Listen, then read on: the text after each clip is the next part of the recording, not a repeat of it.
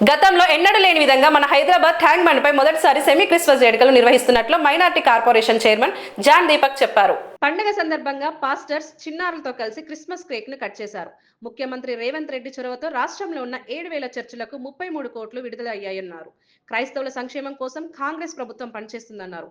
ఈ సందర్భంగా tank bund పై ఏర్పాటు చేసిన పెద్ద క్రిస్మస్ ట్రీ ముందు శాంతా క్లాస్ తో ఫోటోలు దిగేందుకు చిన్నారులు పెద్దలు పోటీ పడ్డారు.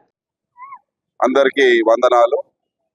తెలంగాణ ప్రభుత్వ తరఫు నుంచి మీ అందరికీ క్రిస్మస్ శుభాకాంక్షలు తెలియపరుస్తూ, ఏదైతే ట్యాంక్ బండ్ పైన ఈ సెమీ క్రిస్మస్ వేడుకలు ఏర్పాటు చేయడం జరిగిందో, ఇది చరిత్రలోనే ఫస్ట్ టైం ఏర్పాటు చేయడం జరిగింది.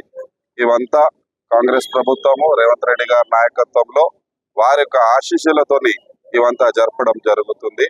ఎన్నడూ లేనట్టు తెలంగాణ వచ్చిన తర్వాత 10 సంవత్సరాల తర్వాత ఇది ఫస్ట్ టైం క్రిస్మస్ వేడుకలు ఇంత ఘనంగా నిర్వహించుకోవడం జరుగుతుంది. అదేవిధంగా ఈ యొక్క క్రిస్మస్ వేడుకల కొరకు శ్రీ రేవంత్ రెడ్డి గారు ఆల్మోస్ట్ ఒక 33 కోట్ల రూపాయలు క్రిస్మస్ వేడుకలకు కేటాయించడం జరిగింది.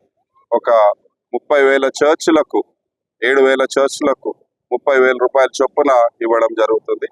అదేవిధంగా 400 లొకేషన్లో క్రిస్మస్ విందుకు కూడా బడ్జెట్స్ శాంక్షన్ చేయడం జరిగింది.